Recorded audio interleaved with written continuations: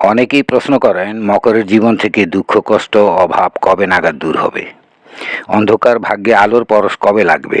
প্রিয় মকর, ক্যাপ্রিকর্ন পয়েন্টে আপনাকে স্বাগতম।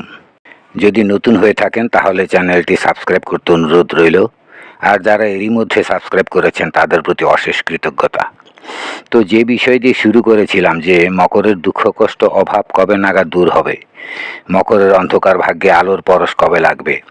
যদি সময়ে সময়ে গ্রহ বিচার সাপেক্ষে মকর রাশি সম্পর্কে জ্যোতিষবিদরা যে সমস্ত ভালো ভালো কথা বলেন, তার অধিকাংশ কথার সঙ্গে মকরের চলমান জীবনের কোনো মিল পাওয়া যায় না।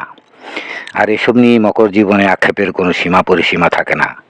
এমনকি আমি নিজেও কোনো সদুত্তর পাই না।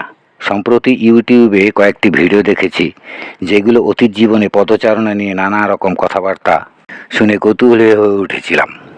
পাস্ট লাইফ রিগ্রেশন, অর্থাৎ অতীত জীবনে ফিরে যাওয়া। একজন জীবিত মানুষ কিভাবে অতীতে ফিরে যাওয়া সম্ভব?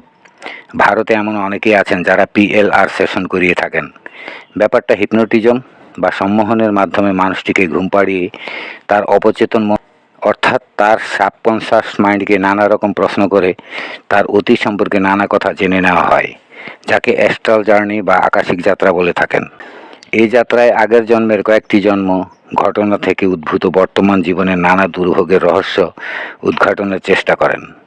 ভিডিওতে দেখা যায় অনেকে অতীত যাত্রা করে বিভিন্ন অবস্থার সুরাহা করে থাকেন, অতীতে যাদের সঙ্গে বিরোধ সংঘাত মনোমালিন্য ঘটেছিল, আর সেসব থেকে উদ্ভূত পরিস্থিতি যা আগের জন্মে নানা সমস্যার সৃষ্টি করেছিল, যা আগের জন্মে পূর্ণতা পায়নি। অবশিষ্ট কর্ম সম্পাদনের জন্য পুনরায় তাকে জন্ম নিতে হয়েছে।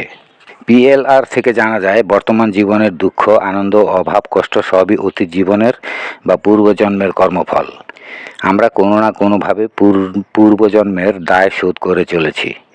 তাই আমার ইচ্ছে, আমার এই চ্যানেলের সঙ্গে যুক্ত সাবস্ক্রাইবার যারা আছেন, কেউ এক দুবার পিএলআর করিয়ে দেখবেন কি জীবনে কোনো সমাধান আসে কি না। কেন তাবিজ কবচ রত্ন গ্রহমূল জাতকদের দেহে কোনো প্রভাব ফেলতে পারে না? আমার তো মনে হয় আপনাদেরকেও সম্ভব হলে একবার পিএলআর করিয়ে দেখুন। জীবনে নতুন এক অভিজ্ঞতা হবে। জীবনবোধ জীবনযাত্রা সম্পর্কেও মনে করি অনেকের ধারণা বদলে যাবে। হয়তো জীবনের নানা সংকটের সমাধানও পেয়ে যেতে পারেন।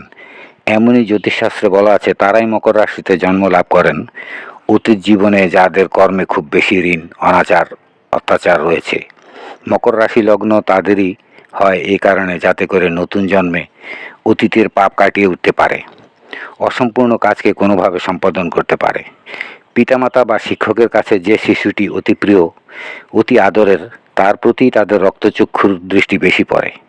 শাসন ত্রাসন সবই হয় তাদের উপর, যাতে করে তারা বিগড়ে না যায়, পথভ্রষ্ট না হয়। তেমনি শনির পুত্র মকর, পুত্রের প্রতি পিতার কড়া দৃষ্টি থাকে বলে পুত্রের অনিয়ম অসদাচার পাপাচার পিতা সহ্য করেন না, শাস্তি দিতে তাই দেরি করেন না। তো এই যদি অবস্থা হয় মকরের, তার কি একবার জানতে ইচ্ছে হবে না অতীতে তার নিজের কর্মকাণ্ড? আগের জন্মে সে কি এমন কর্ম করে এসেছে যে কারণে এই জন্মের প্রায় পুরোটা জীবনই হয়ে উঠেছে যন্ত্রণা বিধুর? প্রিয় মকর, তা কি আপনার জানতে ইচ্ছে করে না? একবার কি পিএলআর করিয়ে দেখবেন? আজ এ পর্যন্তই। ধন্যবাদ।